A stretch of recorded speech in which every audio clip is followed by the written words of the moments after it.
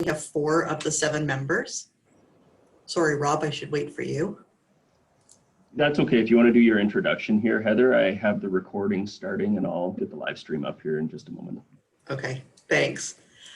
So good morning, everyone. My name's Heather Morrison. I am the clerk for Grey County. We do have quorum now. We have 4 of 7 members here for the Tourism Committee.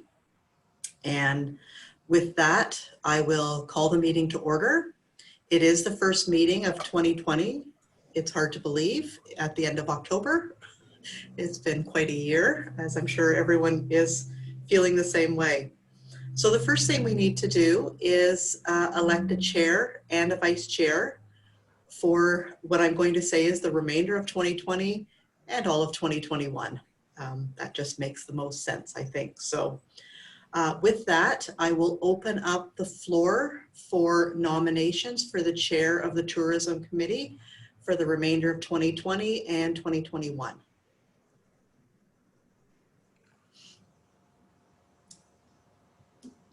Is it possible, Heather, for Andrew to continue should he be nominated and should he choose to do so? Yes, that is possible. If Andrew is willing to, then he would need to be nominated. Then I will look to Andrew for a nod and put his name forward to continue, particularly because we haven't had opportunities to meet this year and Andrew really hasn't had an opportunity to sink his teeth into this committee. So, okay, perfect. So moved by Councillor Keaveney. Do I have a seconder for that?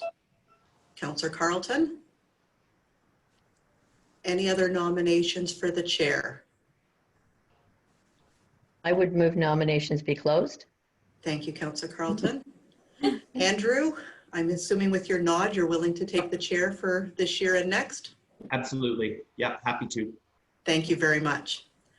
So now I'm going to open the floor up for nominations for vice chair. Councillor Carlton? I would nominate Shirley Keaveney.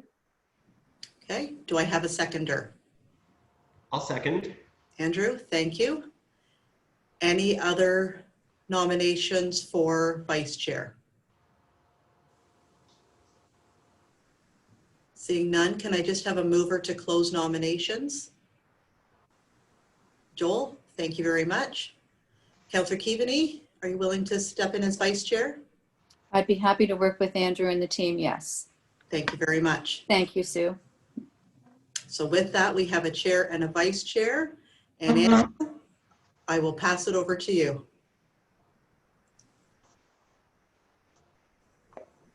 All right. Well, do we have an ability to pull the agenda up on the screen? Yes, I can do that. So I'll just grab it here.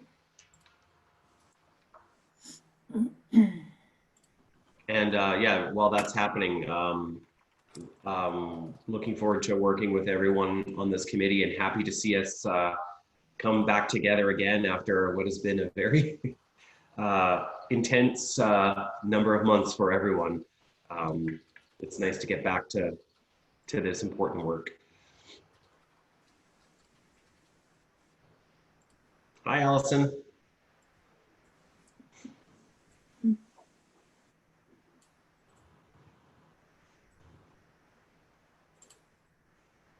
Beautiful.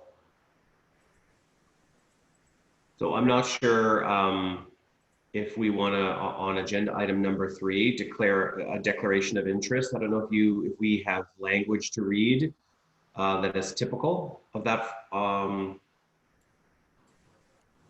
Mr. Chair, you'll just ask if there's any declaration of interest from any of the committee members. Perfect. Just wasn't sure if you read a little paragraph on that. Does anyone have any pecuniary interest to declare? Nope. Okay. Let's move to agenda item number 4 then on the climate change action plan and a verbal update provided, I'm assuming by someone from the Grey County staff team. Yes, that would be Hiba. That would be me. Good morning. Thank you for having me. Many of the members on this team would have already heard some of the work that we're doing, but I'm happy to speak to it to Andrew and Joel. My name is Hiba Hussain. I'm the planner for Grey County, and I'm working on the Grey County Climate Change Action Plan.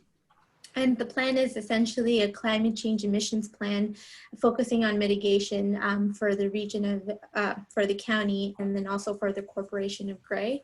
So the plan will focus both on reducing our emissions for the target years within the corporation and within the community. The plan is, the community portion of the plan will be broken into 6 themes, and it'll focus on buildings, transportation, energy, agriculture, land use, and I just want to get the last one, and waste. So we're hoping that we've spoken to RTO7, and we've been speaking to some members of the small business community, and we're really looking to engage with the tourism community to see kind of what are their concerns in terms of climate change and how we can help them in this plan. So if anybody has any connections or people they think it's important to speak to as part of this plan and as part of our engagement, please let me know, and I'm happy to engage with those members. Currently, we're in the engagement stage. We're moving into writing our draft plan. So we're meeting next week with many of our external, internal, and our climate change task force. So these are committees we've created as part of our engagement strategy. And we're meeting with them next in the first week of November to kind of finalize some policies that we've started to develop. And hopefully this will feed into our draft plan for the end of the year. And then our goal is to have a draft for the beginning of the next year, and then present that to the public and council and get some feedback, and hopefully have a completed plan for the spring of 2021. I'm happy to take any questions if anybody has some. Thank you. It's Andrew. Great initiative. Are you going to be including sort of liaising with the different municipalities on some of their existing plans? I happen to sit on the Town Blue Mountains Sustainability Committee, so I know there's a lot of different work happening right now across the county, and you know, like the Town of Blue Mountains, for example, is just it's starting to engage in its community sustainability planning. So there may be some opportunities to synchronize there. Yeah, for sure. So we've done engagement with municipalities on multiple levels. So we've been working with the planning department primarily to engage with them, and working with the public works departments of multiple municipalities to engage through kind of a municipal structure. But from a community perspective, we've created a group because there was a lot of community interest in the work that we were doing, and a lot of community groups, such as the one you mentioned, were interested in kind of making a formal group to provide feedback on the county plan. So we've been meeting almost, this is going to be our second meeting, but we've been engaging with all the community climate change groups in that sense. I have worked with the sustainable group in Blue Mountains. Julie is the one that I've been working with, and she's been able to give some really good feedback. So I think there is opportunities for further engagement with groups on that front. Yeah, well, if I could table another recommendation, I'm not sure when in the process, but I find these initiatives often miss an opportunity to pull together a subcommittee or an advisory group of businesses, large businesses, small businesses, so that they can be at the table from the beginning. And I find sometimes the business groups get brought in at the end, and then that drives opposition, and it's unnecessary. If that stakeholder group was engaged at the beginning, I think you'd find a lot more momentum. So that's just a recommendation from myself. Having been on the receiving end of being brought in at the very end from the business community, it's hard to get alignment at that point. If I may, if you have a recommendation of a group that already exists that engages this community, it would be helpful. My concern is that I've been speaking with Courtney and Taylor at the county, and we've been working with them and some of their partners, but sometimes it's difficult to create another group that just comes to just focus on climate change. So sometimes it's easier for businesses who are already really busy to kind of get on top of another group that's doing kind of working with this group already. So any recommendations of that'd be helpful, but I think that's a great recommendation, and I'd be happy to look into creating well, you engagement. know, interestingly, I don't know that there is really a county-wide business roundtable. So, you know, if something like that could be put together as part of this, I think actually it could be quite innovative. But I'll give some thought to that. Shirley, you had your hand up? Thank you, Mr. Chair. And I just wondered if I could ask Hiba if you have been in contact with Transition Meaford. They are a small but mighty group who are focused exactly on the topic of climate change, and particularly in relation to waste. And they've done a tremendous amount of research on you know, things like styrofoam and so on. So I can provide you that contact, Hib, if you're not already aware of that group. No, I'm not. So that'd be great. Thank you. Does anyone else have any other questions? Brian? Andrew, it seems like an eternity ago, as you mentioned, but if the community remembers back, we were talking about sustainability. I think we sort of did a position paper back in April, and then there was a bit of a report. And I guess COVID has sort of, you know, maybe pushed that a little bit to the side, but I think under the discussion later in the agenda of the TIO conference, I really found sustainability, maybe sort of a broader interpretation of that, was really an important part of the conference. And For sure. so certainly, as you know, even as we struggle with our recovery and then coming out of recovery, I think there is definitely the tourism industry in Grey County, I think, needs to look at sustainability. And something maybe we're more focused on at the moment is we've just been kind of overrun in many of our natural areas. So it's almost like, you know, a crisis of too many people. How do we deal with that? Yeah. And longer term is just, you know, thinking about our environment, about our business community, about the social, economic, all the aspects of sustainability. So I think yeah. And I think the narrative around it thus far has been there's a problem or there's an issue we have to mitigate. And I think the way forward is there's a huge opportunity in a green economy. And the sooner we get there, the better we'll be. You know, it's funny, when I think about discussions about sustainability, part of the reasons why I've been so passionate in the past about getting the business community at the table is because I've seen it as a miss on alignment and a fracturing of communities as opposed to bringing people together. I think the one thing we've learned about COVID-19, or that we've learned from it, is look at the global action that's taken place and look at the global alignment on solving problems. I think if anything, when I look at the response to COVID-19, there's a lesson in how we can mobilize to affect global change. So to me, I see it as lessons learned for the environmental movement on how to make this climate change problem, how we can tackle it. So I'm actually more optimistic about this kind of work after COVID, because I see how when everyone kind of is aligned, you can get there. So that's why my recommendation for this at the county level is make sure we have all those stakeholders at the table right at the beginning so that they can participate in it and feel a sense of ownership and see the benefits so that can happen. I mean, it's interesting, this whole topic isn't really about tactics around climate change. It's an exercise in alignment. That's what it is. That's got to be the big part. So I'm with you, Brian. I think that's something that this group should really be championing. great. Well, I guess we'll come back to it a little later in the agenda. Maybe we can sort of tease out some specific actions, but yeah, for sure. Any other questions or comments?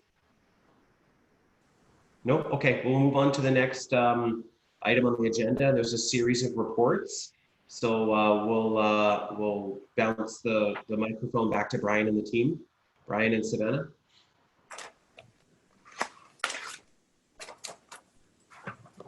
Sure. I guess the first report up is the Cycling and Trails Master Plan. So maybe I'll take that one and then hand it back to Savannah for some of the economic reports that follow. So we were very excited last Thursday to bring the final draft of our Cycling and Trails Master Plan, which also got a little bit sidelined from COVID. So a 30-day comment period extended into months. So we finalized the plan, and really I'd say a couple of key differences in what we heard back on the draft plan were a little more focused on trails. The cycling plan always had a very heavy focus on cycling, partly because of the funding, and really the intent was to create a cycling network across Grey County.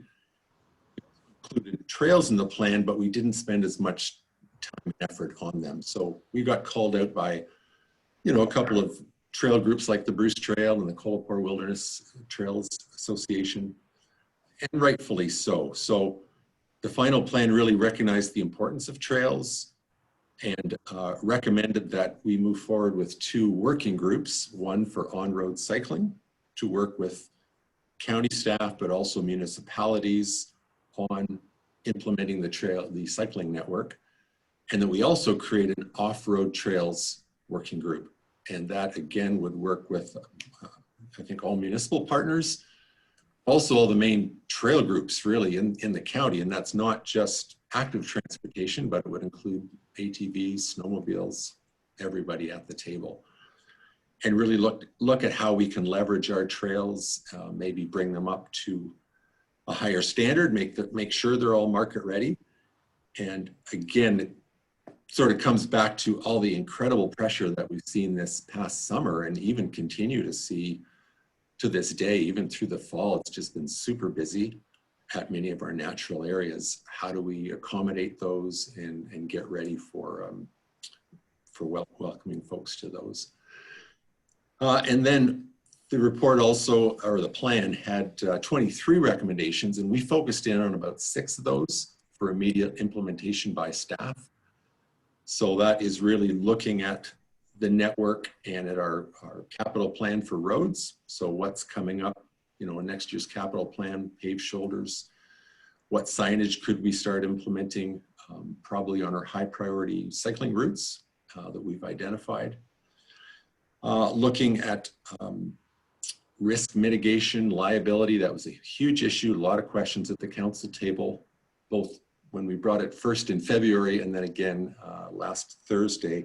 Just a real concern by municipalities. If we call this a cycling route and it's on a municipal road, does that create a greater burden on the municipality for a higher level of maintenance and more exposure to risk? So that's, I think, some of the top things on our list to start working through. And then also there was an amendment to the recommendation, which was put on the floor by Mayor Sover from the Blue Mountains, to actually bring the plan to all municipalities for ratification. So and we think that's a great thing because it really gets it on every council table of all our municipalities, so they clearly understand what it's about, what it means. And also we certainly have some more discussion around municipal roads that's within the plan or recommended within the plan and what that looks like. So I think that's it. Yeah, we're very excited to get started on the implementation, which is really the important part. And I just think the timing is perfect because there is so much focus, I think, on our natural areas that we really need to look at some of our busy areas and how can we either move people around to other areas or bring them at different times of the week or the year, or but we all need to do that together. It can't just be Grey County or just the Conservation Authority or just municipality, all working together. There's a whole system. Let's move people around and work together. So I think it's a great opportunity in the coming months and for next year to get ready for that. So I'm not sure if there's any questions, or there are links to both the plan presentation it's a cycling initiatives page. So if you go to the Grey County website, click on initiatives, there's links to all the documentation for the plan if anybody's interested. Shirley?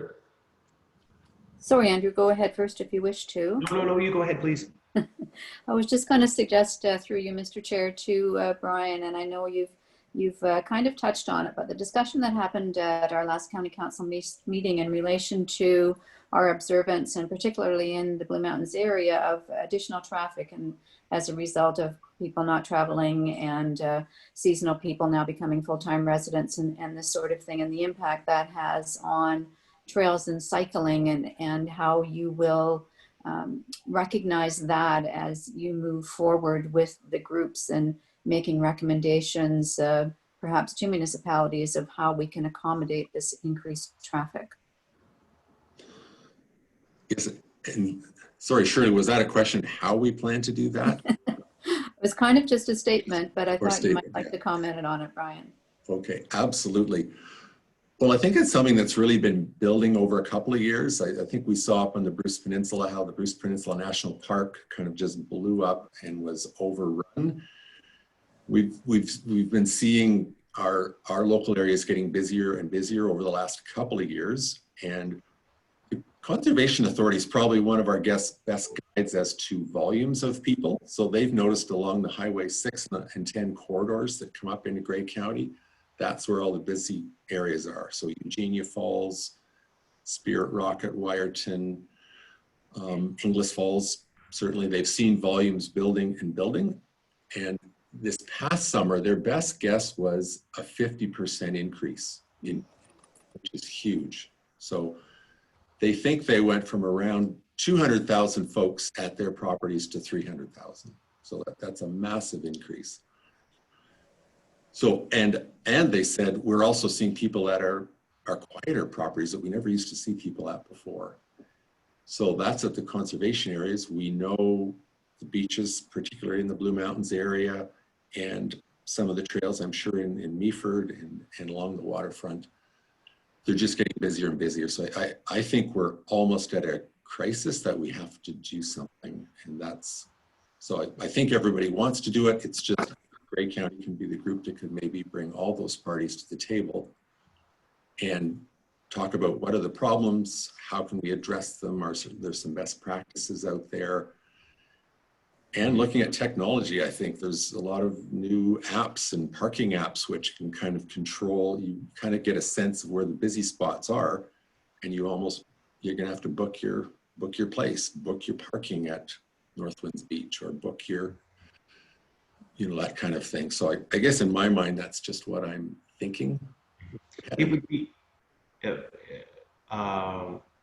be interesting to take a look at this, again, not from the perspective of there's a problem we have to fix, which is traffic, but try to look at it from a, three-dimensional perspective, sort of like, here's what we're observing: lots of traffic, growth in usage. So what does that mean when we look at the infrastructure? So, okay, so there's parking challenges, there's wear and tear, there's waste management, but there's also mental health and physical health benefits by more people accessing trails. There is an opportunity to work, for the conservation and other groups, perhaps to look at increasing its assets, or growing the service offering, or adding technology to elevate. We might be able to incentivize private landowners to look at creating more natural experiences. So I don't know, I feel like this, how creative should we be at the county level here to look at this as a win for society, as opposed to just a traffic problem we're trying to fix. So I don't know, I think there's something here. It would be fun to bring all those stakeholders together and to almost stimulate a great, great discussion about possibilities and ideas, as opposed to just the traffic management side. I mean, obviously we have to deal with those issues, but I think there's a bigger story and an opportunity here that I think we're missing out on. I look at some municipalities that have some great waterfront assets. I happen to live in the town of Meaford, so I see some of these parcels of land. I mean, some of these waterfronts and underutilized natural spaces could be the time to develop them. So I don't know. I I think there's something there. Savannah, then Sue. I was just going to say, I think you'll be very happy with where we're heading in 2021 then. We're right now working on putting the work plan together and priorities for council and for this committee as well. So we'll be back in hopefully 6 weeks with a report for you that very much aligns to everything you just said. Cool. Yeah, because that to me is the opportunity that the county had. Yeah. Sue? Thank you. My comment, I sit on Grace Hobble Conservation Authority Board of Directors, and I would love to see them at a future meeting where we could work with them.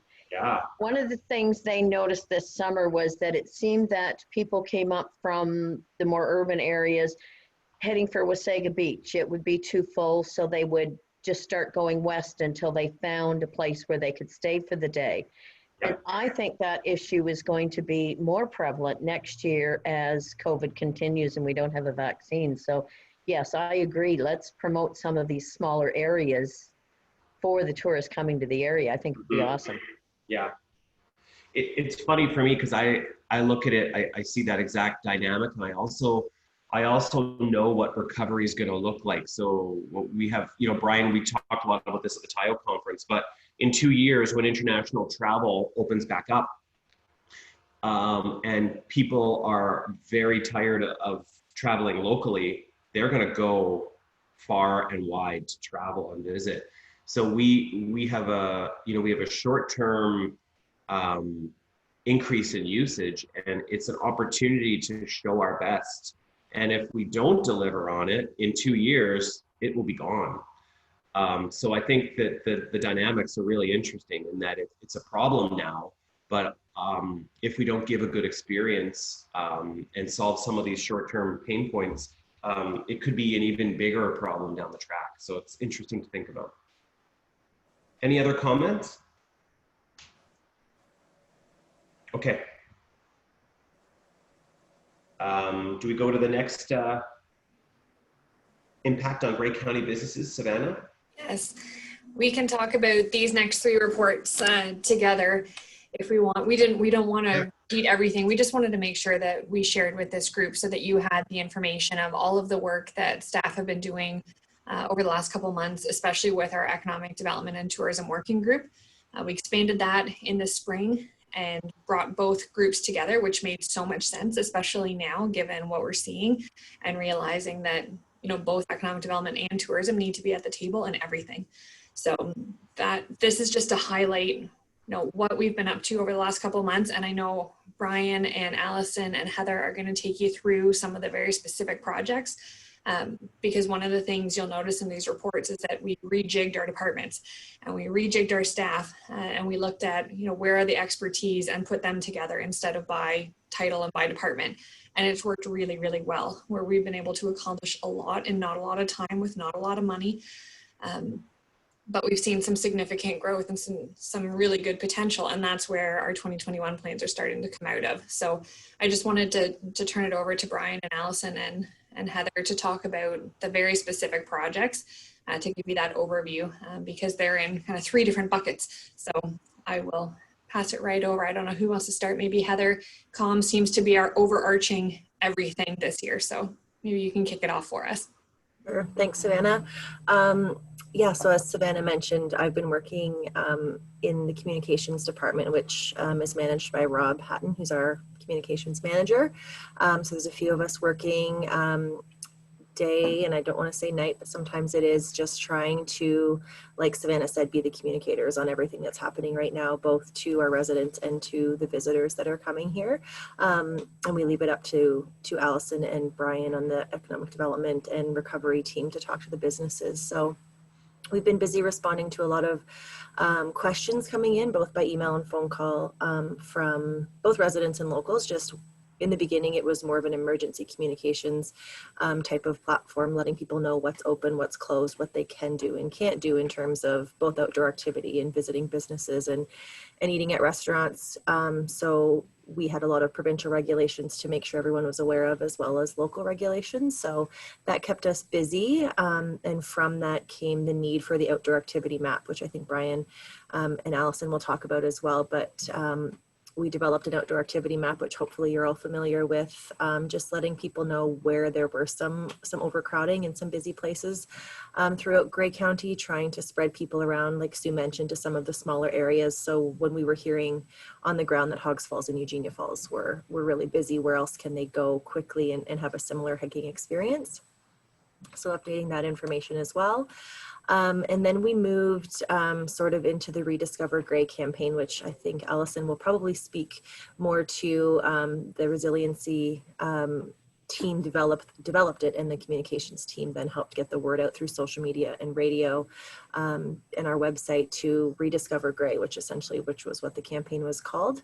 So a lot of weekly promotions to all of our municipalities and the businesses within those municipalities to get some people back out, spending locally and doing things as safely as possible. And following that, we're moving right now through our a weekly fall campaign. So every week we're writing in-house a blog type story or an itinerary, suggesting places to go in Grey County. We're only targeting Grey County residents with that on social media and our website, just hoping people can get out in their own backyard and do some driving tours, stop at the small businesses along the way and support the economy the best way they can as local residents. And following that, we're working right now on developing our holiday plan, which will be similar. We're just working out the details on that. And also Made in Grey magazine came out, Savannah or Rob, you might know the better date, but we had the resiliency issue that came out, I think it was in August or September. So that was really well received, and we featured a lot of businesses that were doing some really great things to pivot during the pandemic. And right now we're working on our holiday issue, which will come out with a really heavy shop local message in it as well, featuring some more businesses. So that's what comms has been up to, but we are working closely with Brian and Allison and their team as well. So I'll let them pick up what I didn't cover. Sure, thanks, Heather.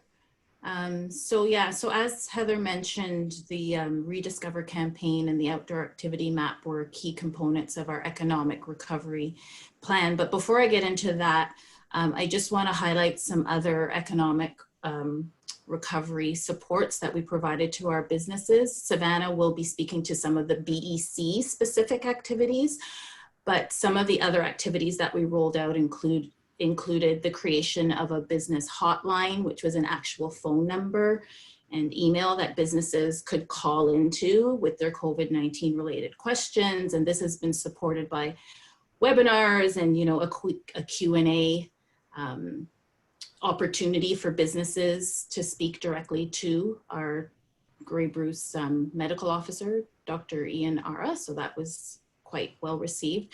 We had a creation of a quick reference summary chart of all the financial supports that are offered by all levels of government, and that is continuously updated as things change.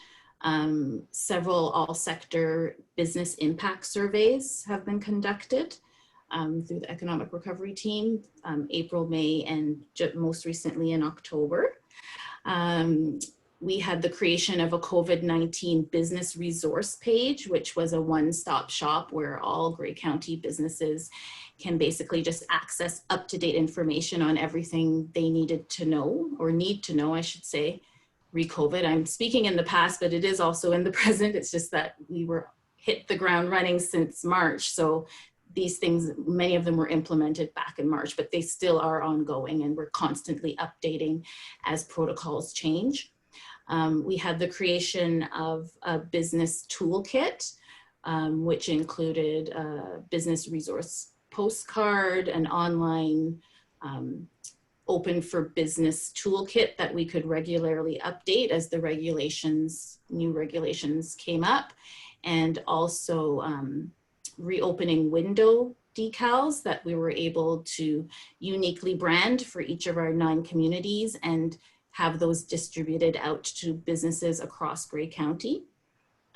We also had the creation of a PPE suppliers list, which through a lot of research and outreach proudly included, or still includes, a lot of local suppliers. So that's updated regularly. And then we had the creation of the community and business resiliency map, and that highlights the businesses, the patios, all the outdoor areas that remain open. And again, that's updated regularly as the new regulations are released. And so Heather referred to the large campaign that we rolled out, the Rediscover campaign that was the Buy Local campaign. But before I get into that, actually the campaign that we had to manage overcrowding and over tourism, I guess you could say, and capacity concerns would be that creation of the outdoor spaces and trails map. Basically a map that showed you all the places where you can walk and, you know, the favorite patios that you can enjoy, the trails. And that was tied into an ambassador program. And Brian was really a key person on the economic recovery putting that together. So I don't know, Brian, if you wanted to speak a little bit more to that campaign we had directly aimed at helping to manage overcrowding and tourism attraction capacity concerns.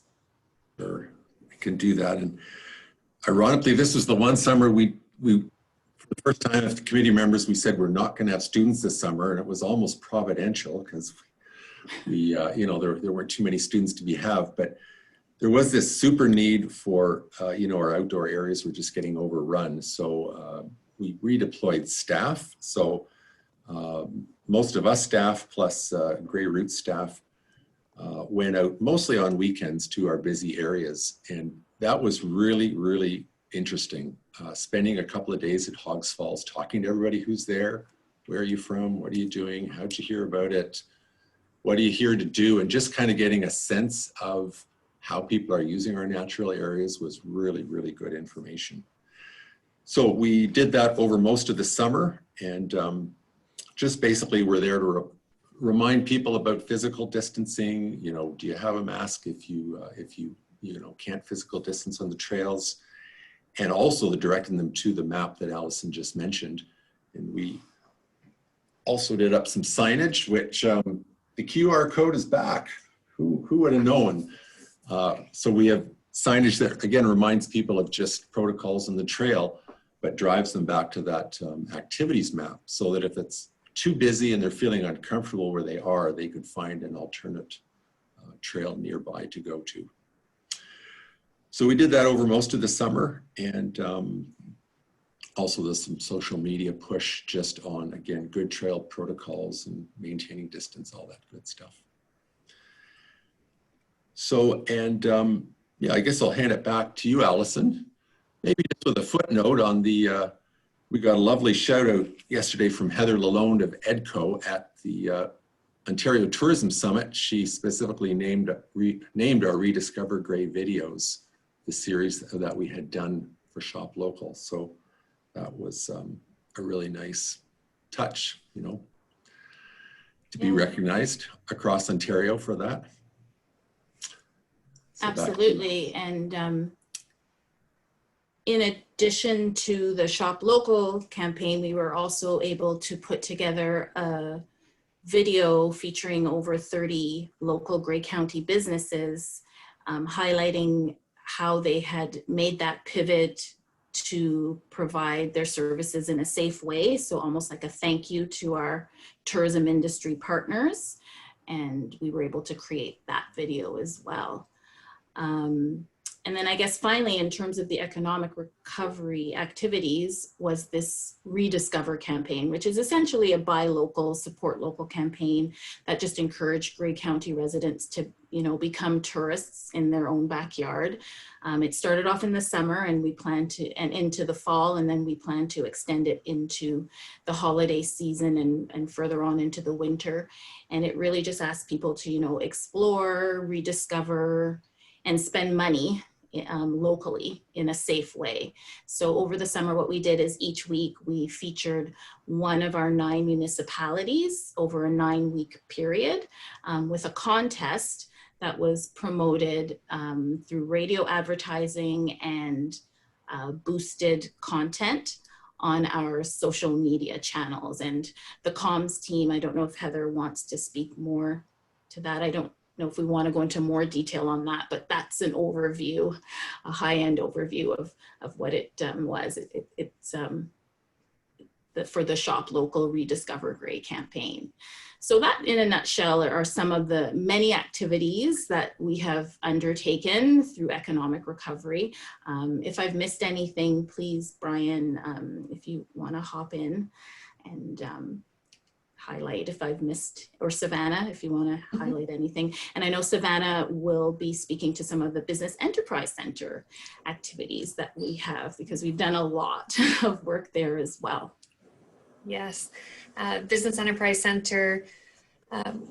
Typically, we run Starter Company Plus every year, and it's very mandated by the province. You know, what we can and cannot do, what we can grant, what webinars we must run, and things like that. But we went back to them and said, you know, this is not your typical year. We really need to focus.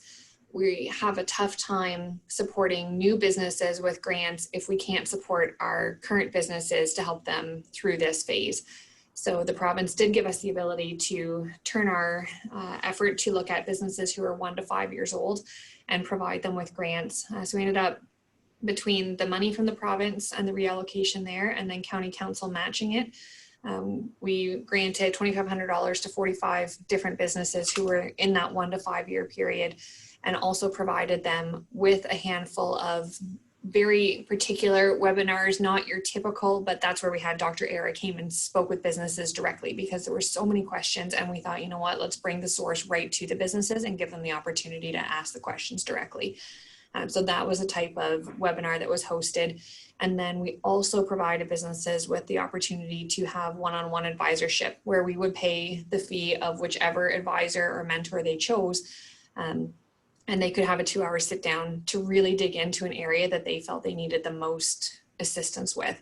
And that went over really well. We had 1/3 of the businesses took us up on that offer, and the feedback that we received has been unbelievable. So much so that we are looking at going back to the province again for 2021 and asking them to let us continue with this trend, because there was so much more value in having that one-on-one than there is in the webinars, and everybody's doing webinars now. And just like survey fatigue, webinar fatigue has taken over. So we're asking the province again to let us continue with our pivot, because we've seen value, we can talk about the success, and we don't want to see that go away. So Business Enterprise Center has certainly been critical. We're very fortunate that, you know, in 2018, we brought that service in-house. It's existed in City of Owen Sound for 17 years before that. And we now have it at the Grey County level so that we can serve all of our municipalities, and businesses aren't afraid to pick up the phone or to reach out, because they see that they are covered because it's at the county level. So it's been a really good move, and I'm just very proud of our Enterprise Center team and our Tourism and Economic Development team. It has been a lot over the last couple months, and everything that they have just talked about, half of that started while they were redeployed in long-term care. So this was, you know, on breaks, in morning, in the evenings, on weekends, all trying to get everything up and rolling, because when our county building shut down on March 16th, we started with the working group on March 17th to get things going so that we could turn this around. And the resiliency map was one example where we saw a need, and within 24 hours, it was up and live because we all got together and got it done.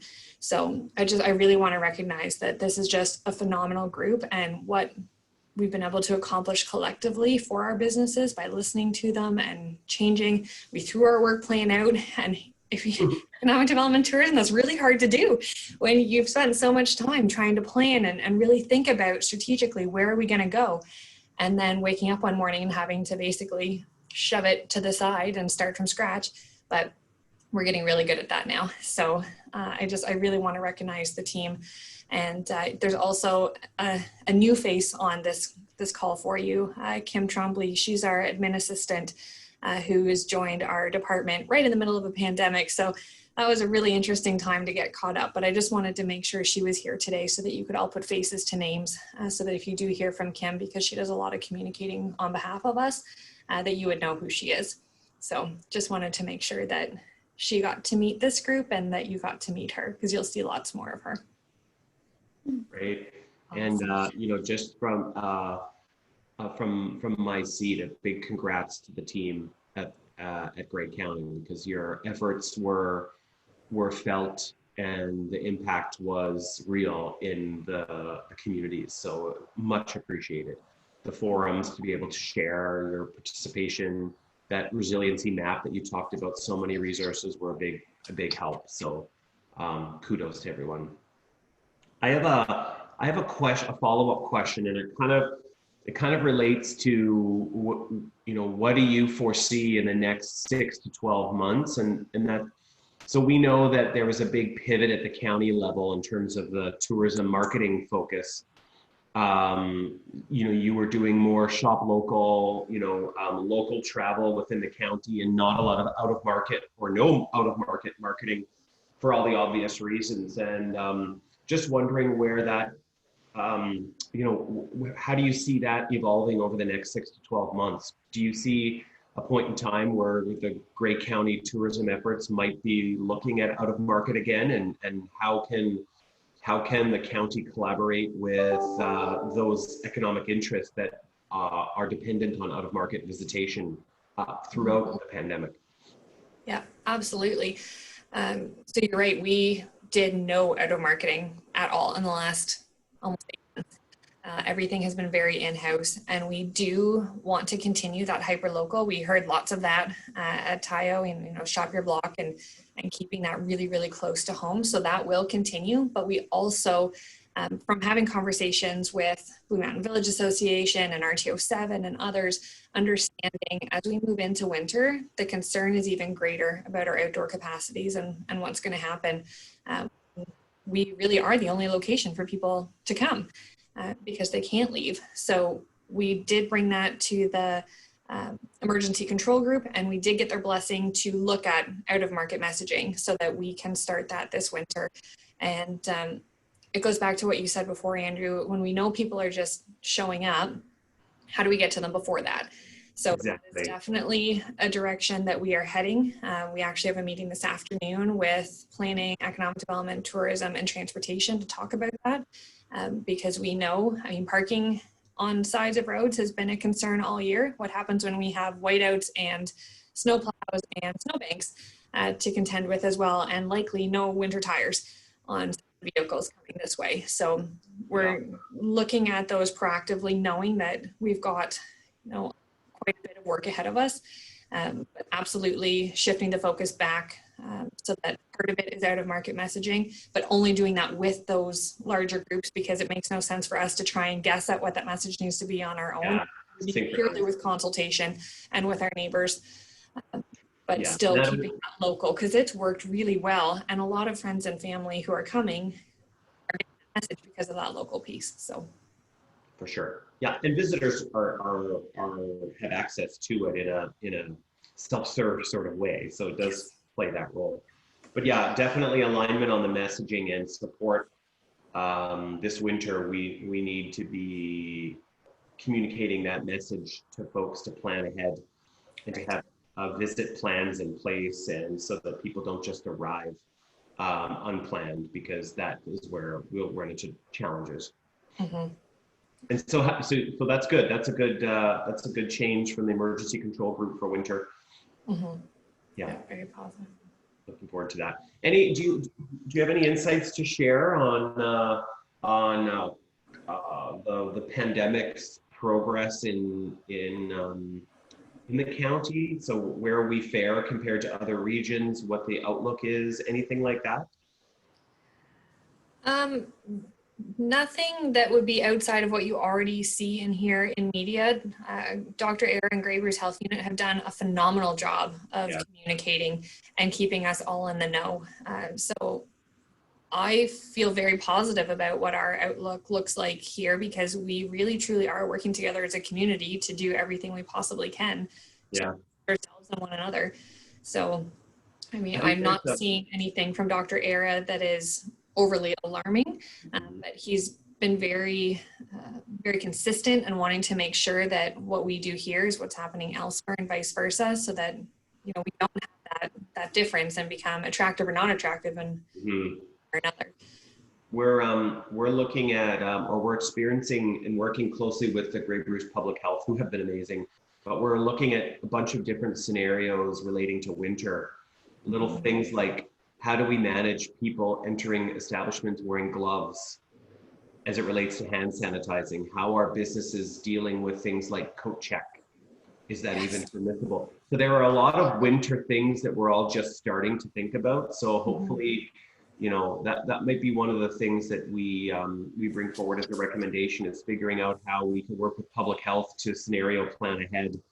Because right now, different businesses are, we're trying to find a way to pull all of those different scenarios together and then share that information back out. So Maybe that's the next webinar we have with Dr. Aaron, now that we're rolling into a different season where things are so fundamentally different. I think that would be a phenomenal idea. Yeah. Excellent. I'll put a big star beside that. Okay. And I saw Joel had his Oh, hand. go ahead, Joel. I didn't want to miss. Yeah, no problem. Can you guys hear me? I think this is the Yeah. first talk, right on. So one quick little thing, Savannah, for your meeting this afternoon, a specific thing there, the parking at Metcalf Rock there. In the past, Free Spirit Tours has actually paid for and arranged that. So this year we're not. So that's going to be one thing that is you might want to just make a note of. Okay. That's good. Thank you. Okay, do we want to move on to the next agenda item? Does anyone else have any questions or comments on the reports? Okay, Brian. Tile. Yes, we just concluded our two-day TIO Ontario Tourism Summit virtually last night, and it's awesome to see a local photographer, Colin Field, won, I forget what the exact title is, but basically the photojournalist pick of the year, so that was very exciting. And the conference, very different, but I think TIO pulled it off. I'm not sure if anybody else, a lot of us staff attended. Did you attend, Andrew, or pop in it? Or? I did, yeah. Yep. Yeah, so it very different, but the upside was, I think there was about 850 people who attended, and usually we see between 400 and 500 attendees. So that was a real opportunity. And just maybe I'll sort of share a couple of thoughts skipping across the top, and certainly then if any other staff or Andrew want to chime in.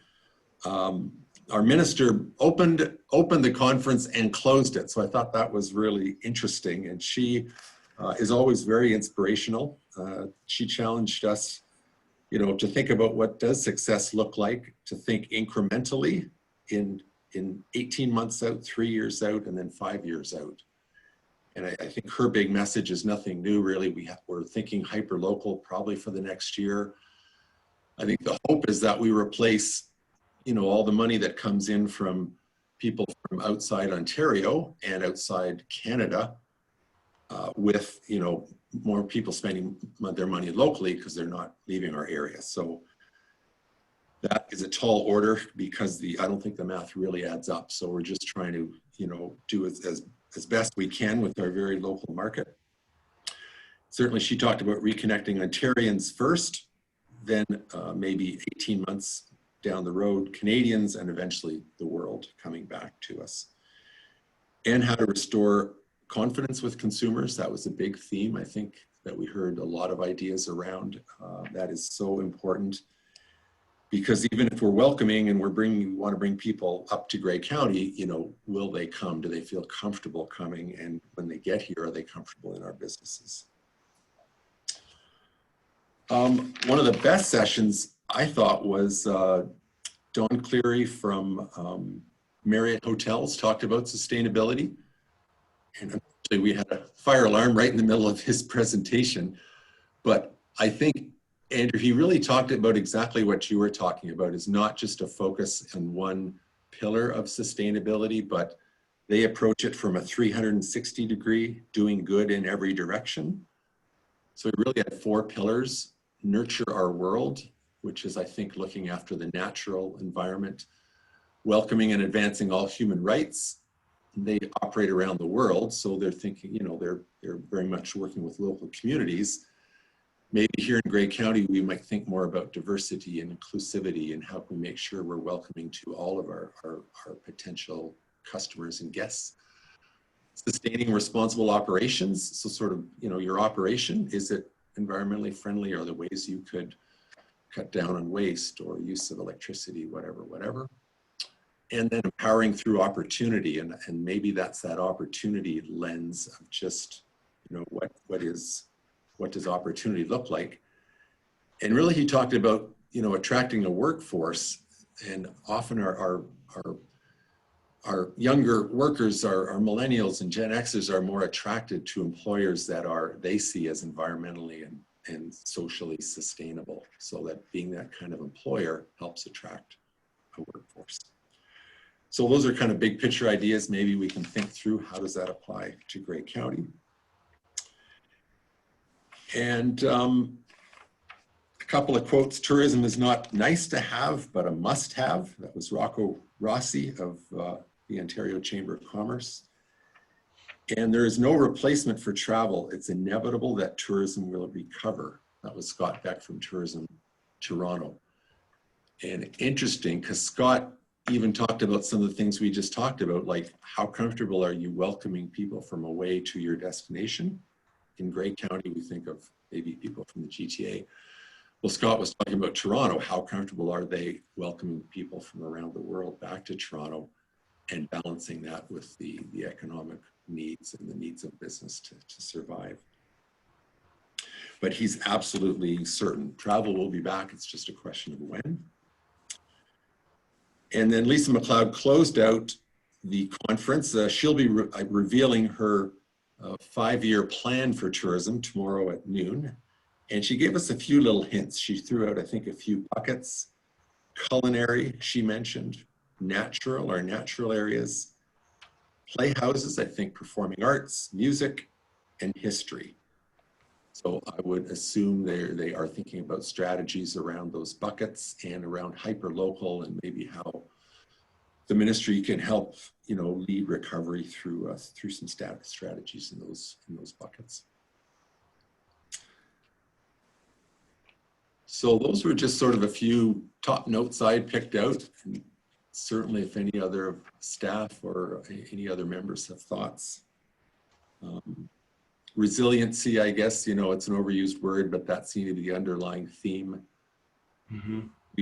Be resilient. How can we pivot? How can we get through this? But also it's a time maybe of some opportunity to relook at how we do things to be stronger when we come out the other end. One of the things that or two things I tracked in addition to those, Brian, because I think those were the exact sort of nuggets.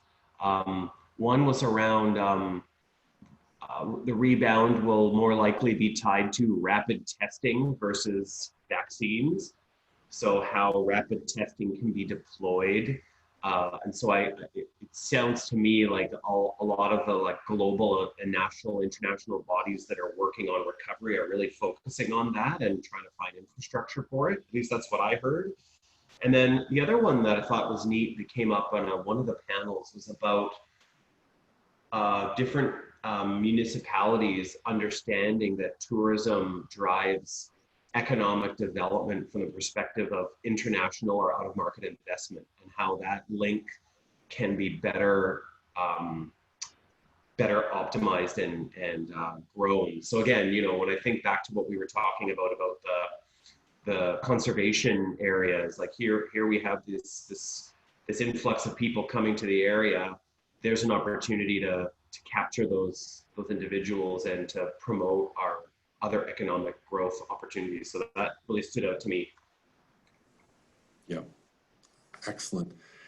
And on that last point, I think that really ties into sort of how we have, as Savannah mentioned, how we've repositioned our department is, you know, a little bit more responding to the different needs. And I think embedding tourism more in economic development, there's a huge opportunity there. So I think we'll see more fruit from that as we go forward. Mm-hmm. Personally, I enjoyed being able to listen to the keynote speaker with my headphones on while I did a walk in the morning. So that was good. Different than a typical conference. Okay, thank you. Should we move on to the round table? So I guess we've asked some questions, changes to business, outlook for fall, winter, role for Grey County, anticipated priorities for 2021. So should we just do a sort of a round table? Does that make sense? Joel, do you want to kick it off? Yeah, sure. One of the things that I've noticed, and I'm sure a lot of you have, is the number of businesses that have gone to like an online reservation system and trying to have everything be pre-reserved, and the only way to do that really efficiently is online. It would be, I think, a really cool idea to have some sort of a central way of collecting all of those businesses, like on a website or something. So for example, what Blue Mountain used to do, they aren't doing it this year, just because they, the pandemic, they had to cut back in a lot of areas. They had an online booking system where you could book tours or experiences or whatever with a whole bunch of off-site other tour providers. So using a particular, it was called Once There, was the software that they were using, and it linked up to all these other providers' reservation systems. So it might be an opportunity to have something like that, perhaps at the county level, or identify another business or something that might be able to host something like that, where there would be a centralized booking system. So you could actually go on and say, I'd like to do this experience, but then maybe that one's full, but there's another one, right beside it on your screen that you can click on, rather than going all over the place in kind of a shotgun approach.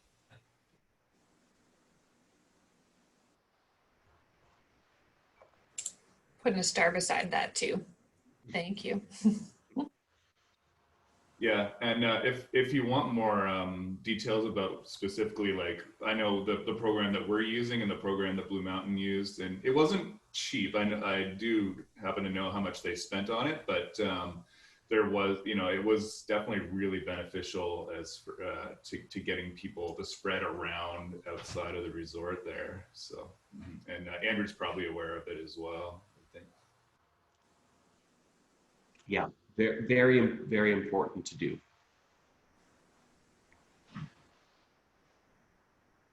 Do we want to maybe move over to Shirley?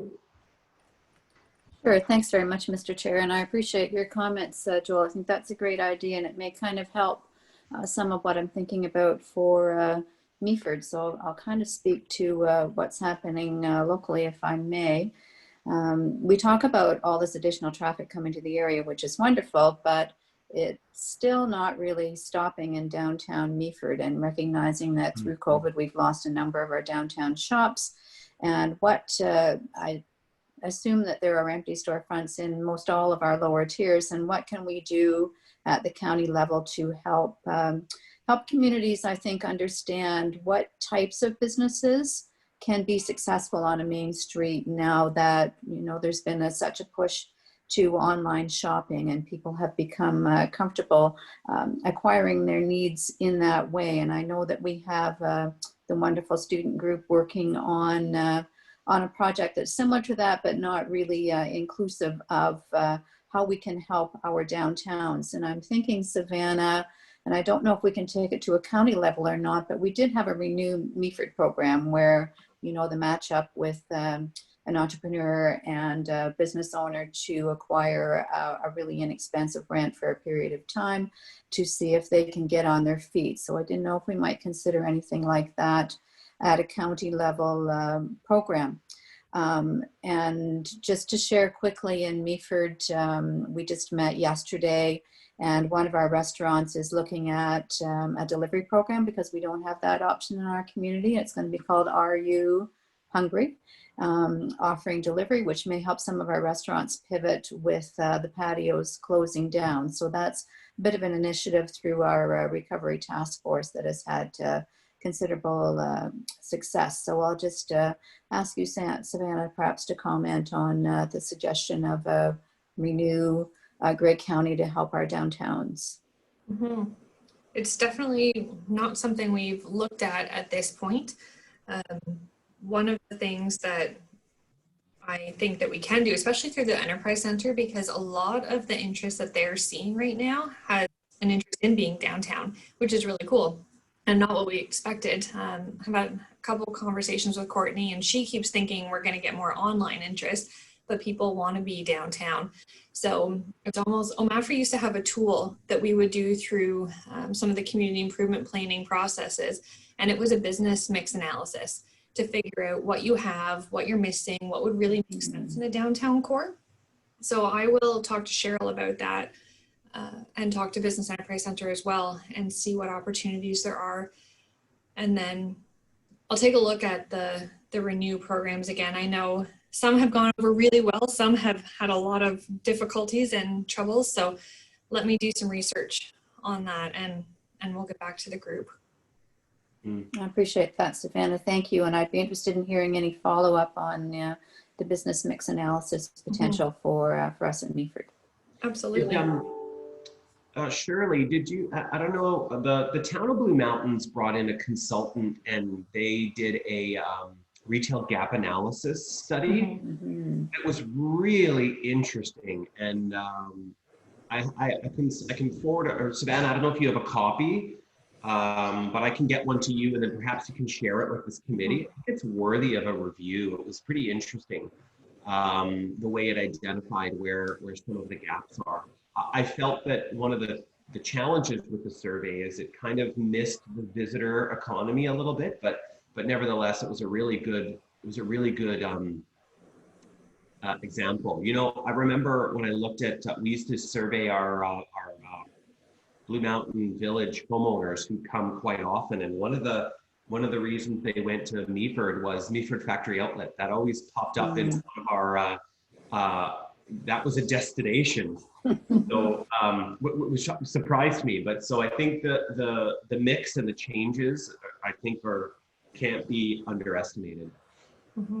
Absolutely. Yeah, if you can forward that, Andrew, that would be great. I don't have a copy of Blue Mountains. I was involved in one that we did in Hanover years ago as part of the commercial review too, and they really are interesting when they look at, what is the actual square footage of retail versus service versus professional services and things like that, and what type of mix is most important for you to have in your downtown core, and what does that mean for the people that you're then drawing into your community.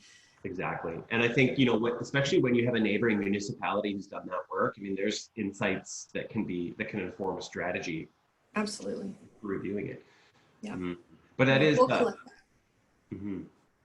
I thought Shirley, how did the patio street extensions go? From my perspective as a consumer, I thought they were really well done and highly used, but do you have any insights on that? Thanks, Andrew. And yeah, happy to share that I would say our patios were a huge success, and they will continue next year. Good. We had calls from other communities asking us how we did it and how we got it done so quickly and got everybody on board. But we brought all the restaurants together through the Recovery Task Force and had a meeting. And there's going to be another one coming up in a week or two to talk about, again, the pivot into winter and what else we can do to support them. But there were a few people who weren't fond of the look of the Jersey barriers. That was kind of just a quick and dirty get it done. And a couple of businesses along that strip that aren't restaurants certainly had some comments about access to their buildings. So, everything happened so fast this year that we now have some time to sit back and kind of analyze how we can do it better next year. But certainly the patios will continue. It's funny, anecdotally, I found a computer repair store right in that strip where the restaurants are, and I don't think I would have even noticed it had I not been going to the kitchen catering place. So in some ways, it's funny how you discover new stores when you're going to those places. So that is good. Brian, go ahead. So just a follow-up question on sort of patios heading into winter, and I guess maybe out to everybody. I had an interesting conversation in Southgate in a restaurant. It's the one restaurant in the town, and they've been very successful. They shifted, they have the patio, and they've been going gangbusters, but they're a bit concerned as they start heading into the cold season, and they know that their local clientele, of course, with Dundalk exploding with residential, a lot of folks there who live, work in the city, et cetera, et cetera. So they're seriously thinking about closing more I'd say for, you know, staff and family protection and concern. And I just wondered what you're hearing from restaurants, if there is more concern as, you know, patios start closing up. Is anybody thinking about putting up heaters and enclosures and trying to still operate outside? Are they quite concerned about, you know, coming back indoors, what that means for their staff, all that kind of, just kind of putting it out there. I can certainly share what we're looking at doing at the Village, if that would help. We're working quite closely with all of our restaurateurs, and we're devising kind of a 3-point plan that is optimizing takeout, enabling all of the restaurants to do in-room delivery. So like creating a bit of a room service model, and then making the ability to make reservations much more seamless and easy, and then figuring out how we promote that through common platforms across our marketing channels. So the idea is to let both visitors and locals know that there's multiple ways that they can have the food experience. And so really it's an infrastructure planning on our part to retool some of the operations to be able to run more deliveries or to do more takeout. And we're doing it for 2 reasons. 1, there's reduced capacity. 2, it's very difficult to do anything outdoors and add heaters and extensions. It's one, you know, a little bit of grab and go or a quick coffee or something like a beaver tail, that works, but a full service menu under a heater in very windy winter conditions, it's really difficult. And further, even the local public health is raising some concerns about how to operate those structures safely. So we're doing this to mitigate capacity, but also in the event that there is further reductions in food service, we want to be ready to offer food service. I believe the demand for food and beverage via restaurants will be strong. It's just that the interest in sitting in an indoor dining room may not be. So how do businesses sync up to do those deliveries? Surely what you're talking about is exactly what we're looking at the Village. How do we find delivery partners and different solutions in that regard? So that's what the restaurant world is looking like in our environment. Mm-hmm. Andrew, if you're interested, it's our Meaford Social who is organizing the Are You Hungry? You might like to have a conversation with them. They've been successful doing this in other communities. Sure, yeah. And he has all the information for how to set up the platform. Great, thank you. Well, since I covered that part, just on roundtable discussion, I mean, the changes to our business have been extensive, but I'll just focus a little bit on the future planning side for winter. So while we're doing a lot of work to sort of ready the food and beverage side of our offering, we're also preparing for the winter season as it relates to the kind of capacity that we can manage. I'm sure you've seen some of the stories in the media and other things. So we're really focusing on making sure that the operation can accommodate as many people as possible safely, but we're going to be managing capacity and visitation like we did in the summer.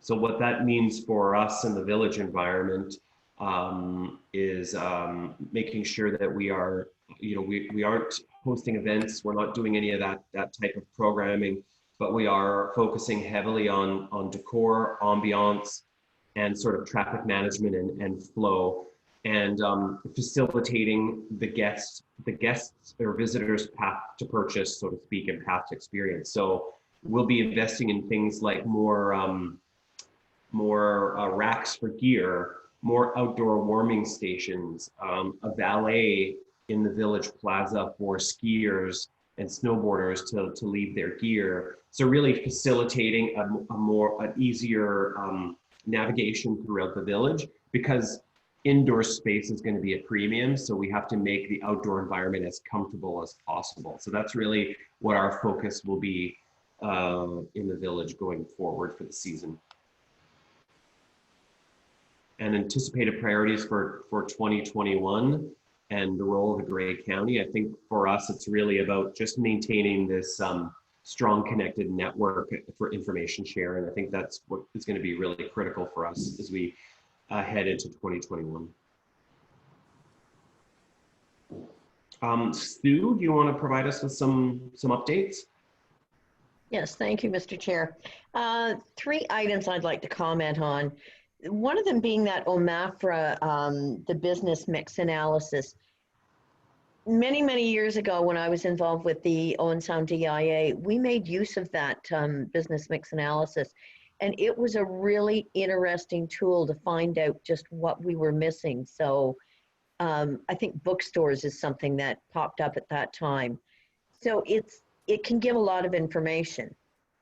Another comment would be when we talk about our downtowns, and Georgian Bluffs, really our only downtown would be Shallow Lake. And that little village now has 11 businesses. Wow. As you go through I know, it's hard to imagine, and I keep thinking I'm missing one of them as I count my way through, but there's been expansion and growth happening in spite of everything going on. So that leads me, Andrew, to a comment you made earlier about in a couple of years, you're thinking people are going to start traveling again away from Canada and our areas and such. Is the potential now to entice them to continue coming here, to find ways, like Georgian Bluffs doesn't do a whole lot when it comes to our heritage and that. And I think we could entice people here for walking trails, for the parks, for some beaches. Is there a lot of things we could do now to give people a reason to stay here, to keep coming back rather than traveling? My thought and kind of wonder is, are people going to be quite so quick to travel given COVID and all that's happened? Or are they going to still want to stay a little closer to home for maybe further than that 2 or 3 years? So just some thoughts that I've had. Yeah, and it's interesting because one of the consultants at the conference yesterday made some really good points. And when we look back to post SARS and post 9/11, who would have thought people would rush to get on airplanes again after 9/11? And what they found was in short order, once the infrastructure, so airlines were able to demonstrate there were safety protocols in place, international travel experienced a 5-year growth arc that it had never seen. So we've seen in the past where when there's a reduction in capacity or ability to travel, and then once the market is reassured that it is safe again, there's pent-up demand. So I think we can expect that. It's been shown. I think to your big question, I agree with you 100%. I think today is our opportunity to show people who can't travel abroad that we offer them the best experience, world-class, that we're welcoming, accommodating, that we are safe. So all those protocols on safety first really matter. And then I think our ability to be really creative now matters. I mean, you see some businesses who are struggling under all the challenges, and it's tough because this is our opportunity to make a good impression. And if we're not thinking long-term, we could lose that opportunity. So I think it's, encouraging people to be welcoming, try to find ways to bring something innovative online. I mean, that's why when we did Agora in the fall, as an example, our light trail on the top of the mountain, part of why we did that was so that we could demonstrate that we're still true to our brand, even in the middle of a pandemic. So we focused on it being an attraction that was outdoor, safe, that you could walk the trail, do a night gondola ride, and be very safe. It was sort of an independent experience. We were recruiting people. People came to that experience from quite across Ontario, And, we had a goal of about 5,000 attendees, and we ended up with over 15,000 people enjoying the attraction. And so it's an example of how I think we were able to show is that we can provide great experiences. We can still inspire people, still give people an experience within their family bubbles and for themselves at a time when they greatly need it. It was designed to be inspirational and a bit introspective. And I think those things are going to help us to stand out in the future. But I think we all need to be thinking that way. Yeah. Sue? Just as a follow-up to that, one of the things that we really lack in this area is accommodation. So is this a time to be trying to go after some of those, whether it's hotel chains or whatever, to get them set up even in a smaller way in this area that would then let people come for longer stays than just a day trip?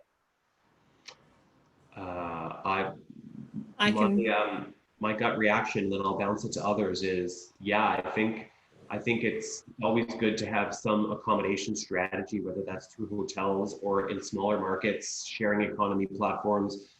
I think that the hotel, like the larger chains, they're pretty strapped right now in terms of their business model and the drop in visitation in a global context. So I think the investment may be tough, but I know that there's a small motel in Thornbury that recently sold. So I think there are smaller investors who are looking for opportunities now. So yeah, large chains that are financially in trouble, probably not, but some innovative smaller players, I think so. I don't know what others think. Yeah, I can speak to that a little bit. So in our office, that's one of Steve's roles. So Steve Furness is really focused on that, and he's certainly had interest and is actually actively talking to some boutique hotels right now. Writing very much it's that boutique offering that is really interested right now. There are definitely some of the larger chains on the books for the area, even though they don't have the shovels on the ground. We do know that they're coming. But yes, accommodations is absolutely something that we are in desperate need to have more of. We were looking at an opportunity that we were approached about, and we actually had to say no to it because we know that we don't have the accommodations necessary to deal with the capacities that would come. So it's very much on the radar and definitely actively being worked on. Good. It's just another good combination of the economic development and tourism side, right? Because that brings the investment side and the actual need together. Yeah, well, I think it's, and Brian, you're up next. I think it's interesting to look at some of our, our contemporaries in this sort of look at Prince Edward County or some other destinations and what kind of accommodations are coming online. And, they've attracted some really great independent accommodation investors. Or along the Bruce, there's some great independent and smaller, very creative accommodators. So I think that's the opportunity here, Brian. And I was just going to say that we have a lot of Airbnb and shared short-term accommodations. So I was just going to see whether I could bring up Georgian Bluffs. Oh, I can't quite get a number, but it's certainly more than we think in Grey County. And I track something called AirDNA, which sort of tracks trends. And they used to have just Grey Highlands and the Blue Mountains, and now they actually have all of Grey County in their database because we have quite a few. So it's huge. Yeah, that's the other challenge in attracting a traditional hotel is that the short-term rentals are so prolific. Yeah, sure. So 69 active rentals, Sue, and Georgian Bluffs. Sure. Thanks, Mr. Chair. And I just wanted to add a comment in relation to accommodation, and thanks, Sue, for bringing that up. Thinking that in our situation in Meaford, I have heard developers say that if you get a hotel, then they will move forward with the developments that they're expressing interest in. So having that hotel of a significant size in our area would encourage development, and right now without it, then it is holding back development. So it really is quite a pivotal piece. Interesting. Shirley, how would you define a significant size? Do you have a sense? Yes, I'd say 50 rooms plus. Makes sense. Mm-hmm. Okay, thank you. Does anyone else want to provide any updates?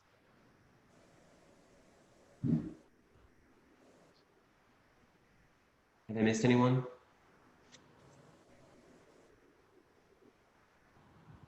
Okay. Is there any other business on the agenda?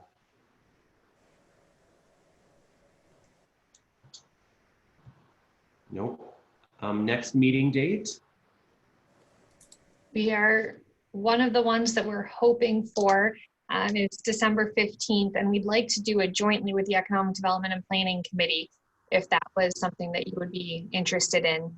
So that way we can bring back the 2021 priorities to that larger group and seeing where those shifts really are happening. So that's our proposal, I guess, for consideration by the committee.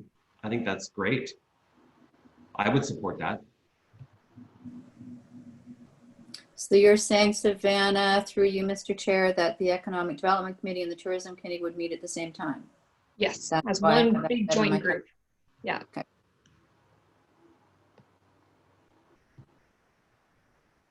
Yeah, and December 15th is probably a good time, I would imagine. Yeah. It'll get us to be able to have the conversation before any budget presentations, which is happening on, I think it's January 27th is the date that it's going forward. So we just want to make sure that we can talk to this group and to the Economic Development Advisory Committee. Same time. Get to council with the budget. Great. All right, well, if, so you'll send that, meeting invite out to everyone. So I guess with no other agenda items, I guess we're ready to adjourn, and it looks like we're early, which is great. I just wanted to say excellent meeting, Mr. Chair. Oh, why, thank you. Thanks to everyone. Very good. Do we need a motion to adjourn? Yes, please. Yep. Can someone make a motion to adjourn? Sue? And then A second. seconded by Shirley. All in favor? Yay. Thanks, everyone.